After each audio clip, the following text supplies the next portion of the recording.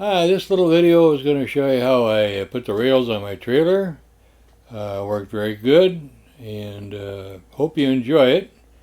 If you like it, go ahead and subscribe to my other channels, and enjoy the video.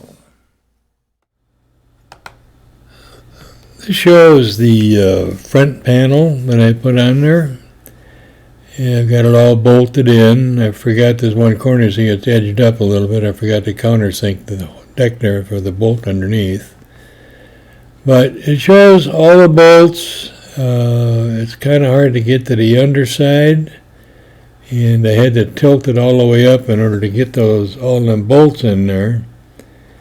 And it was a little difficult, but it got all done. It's a little dark in there because it's cold outside and I had to keep the garage door shut.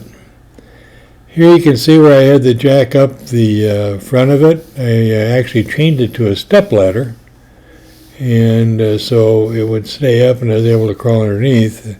And I blocked the wheels with a bag of floor dry, and we needed to keep it from sliding back.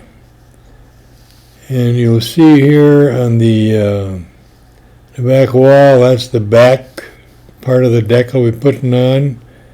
And then up there, that's all the rail lumber I've got ready to go. So once I get the decking on, I'll be able to do the rails. There's some more of the posts that I'll be putting on. And there it is. You can see it. It's all set to go. Okay, this is where you can decide how kind of a box or rail you want to put on the top. And this is really, really dark because it was the next day and it was really cold out, so you can't really see anything. I should have probably just left this out. But yeah, that's the rail systems I put in there. This shows the rails all put together. Except for the corners, I have to bind those together. On the front here, I'll put in some really heavy-duty brackets that will hold them in there, so it's well reinforced. On the back, I'll have some slip brackets, so the back panel can be pulled up and down fairly easy, but it'll also hold it in place. Here you can see it's all done. It's outside. They got some good light finally, and it looks pretty good. You can see the brackets I had in the front there.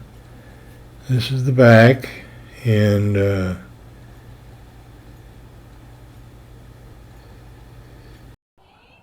yeah, it looks pretty good, doesn't it? It's a lot of work though. Yeah. Yeah, now I can go up north with all my stuff. That's a neighbor lady. Here you can see them brackets. They reinforce the front, so if the thing does break loose and they're going to have to stop quick, that should hold whatever I'm going to put in here without any of a problem. So that's what it looks like. This will be the first time I'm going to try to put the back in after I have it all assembled, and see if my measurements are correct. And I can see that they're off a little bit. Mainly what it is I didn't think about it, but when I put the post brackets on the trailer frame, I didn't think to check to make sure they're all in line. But they were very, very close. And you'll see I have to pound push a little bit. And it also turned out that on the left top side there, looking at the back, that top rail actually warped a little bit, so the bottom actually came out and the top came in. That's why it's kind of sticky right there. And after I took it out and I identified what I needed, a little sanding on the bottom post and on that side, you can see that left top corner doesn't quite line up right. So right where I'm pointing there, I'm going to have to do a little sanding, and then it'll take care of itself there. After I did that, everything worked fine. This is the back with the back rail in place. You can still see it's still misaligned on the left side there. So we decided we're going to take it up north of Wisconsin before we stain it.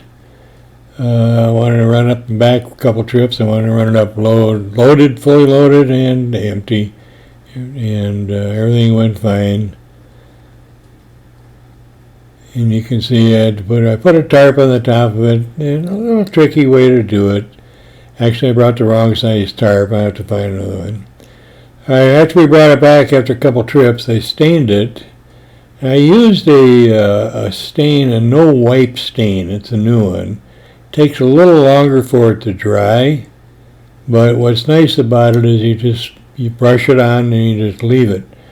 But you need to have some dry weather. I got lucky. I had very warm weather and low humidity, so it dried real well, covered very well.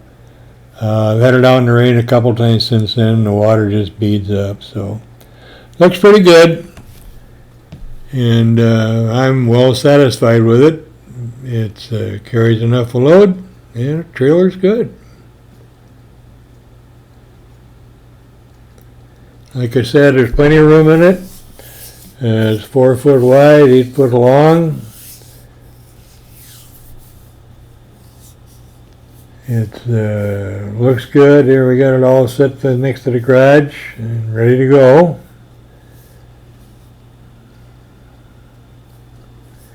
And like I said, either whether it's loaded or empty, a trailer is really good behind the vehicle. Very true. And finally, here we are. It's all set, ready to go. Well, that's how I put my trailer together. Put the rails on there. That's just my way of doing it. The way I put mine on there, in order to fold the trailer up for winter storage, you're going to have to take the rails off. But I don't plan on doing that anyhow. But with these 2 foot side rails on there, you can put quite a load in there. Can't exceed the weight limit, of course, but empty or full, this trailer trails behind the vehicle very, very good. It's surprisingly how much stuff you can get in there. The stain I put on there is a no wipe stain. I hate wiping off stain. I hate painting. But anyhow, this stuff took a couple days to dry. You'll need some dry or low humidity and some. Don't let it dry in the sun, or don't apply it in the sun. But it looks great, runs great. If you like this video, please subscribe to my channel. I'm going to have other you can fix it or make it topics coming up. And please subscribe. And thanks for watching.